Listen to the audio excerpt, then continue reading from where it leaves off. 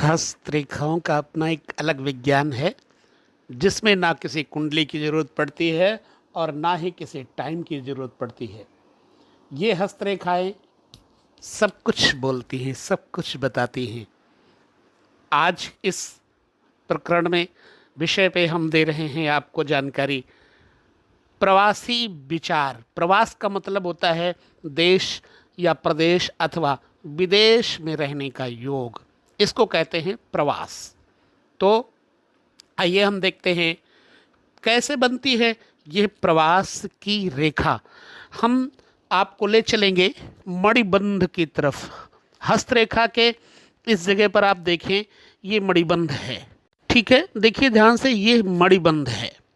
इस मणिबंध से जब कोई रेखा जुड़ती है और जुड़ करके चलती है आगे की तरफ और चली जाती है बृहस्पति की तरफ अथवा शुक्र की तरफ या शनि की तरफ या फिर सूर्य की तरफ या फिर बुध की तरफ, तो ऐसा व्यक्ति बाहर यानी विदेश में रहता है या फिर अपने ही देश में किसी और प्रदेश में जाकर के निवास कर लेता है।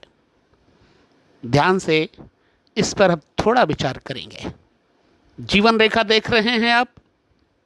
इस जीवन रेखा से जुड़ी हुई ये जो बीच में है मस्तिष्क रेखा, उसके बाद तीसरी रेखा है जो है हृदय रेखा।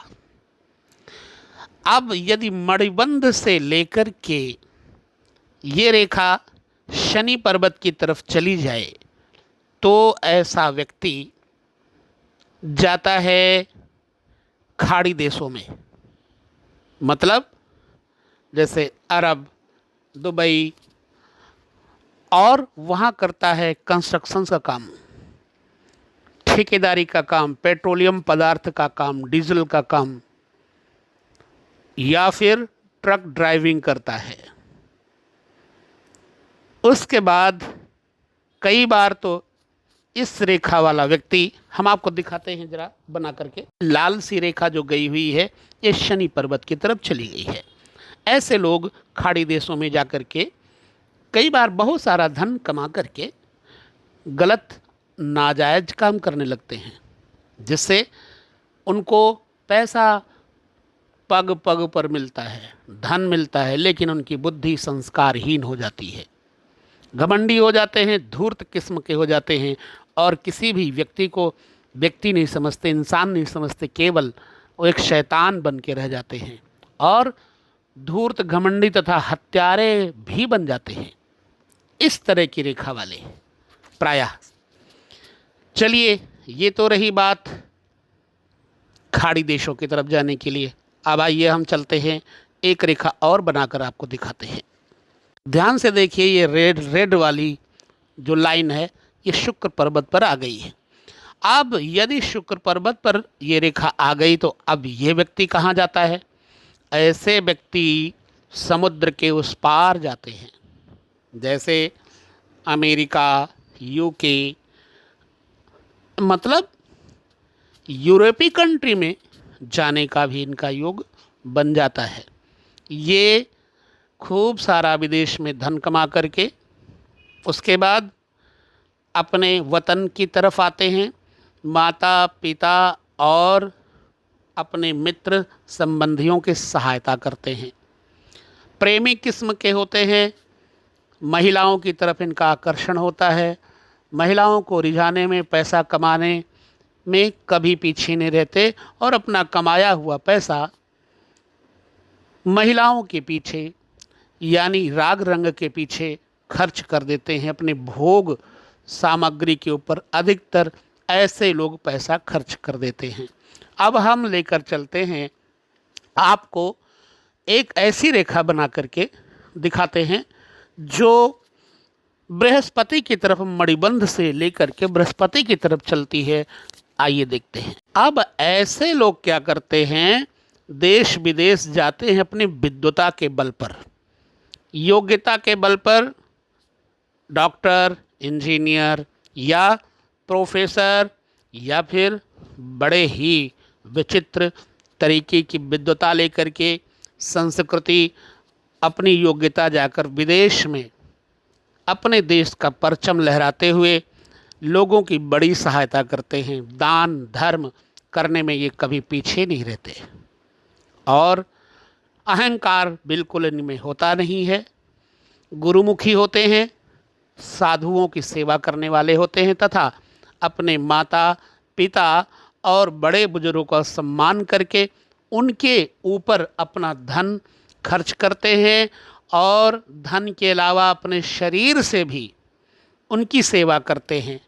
ये धर्म कर्म करने से बिल्कुल पीछे नहीं हटते क्योंकि बृहस्पति की तरफ मणिबंध से होकर के रेखा जा रही है। कई बार ऐसे लोग बाहर जाकर के अपने देश की संस्कृति को इतना बढ़ा देते हैं कि प्रदेश में इनका नाम हो जाता है और मंत्री मिनिस्टर के पद पर भी चले जाते हैं।